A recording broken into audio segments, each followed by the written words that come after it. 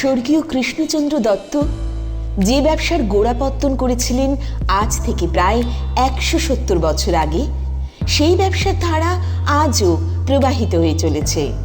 সময় বদলেছে, বদলে গেছে মানুষের চাহিদাও, আর চাহিদার সাথে যোগানও বদলে দিয়েছে কৃষ্ণচন্দ্র দত্ত কুকনি প্রাইভেট লিমিটেড।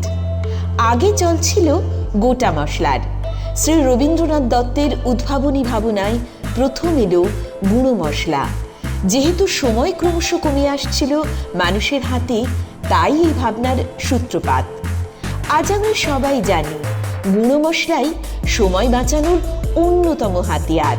দত্ত থেকেই ডাটা, বহমান এক পরম্পরা।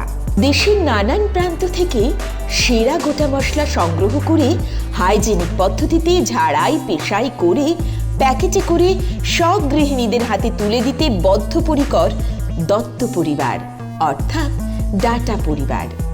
সব মশলার সঙ্গে মিশে যায় সাবেকি থেকে আধুনিকতার ছোঁয়া, প্রাণ পায় রান্না। তাই তো ডাটা মানে ভালোবাসা, রান্নাটাও হয় খাসা। ডাটা গুঁড়ো মশলা।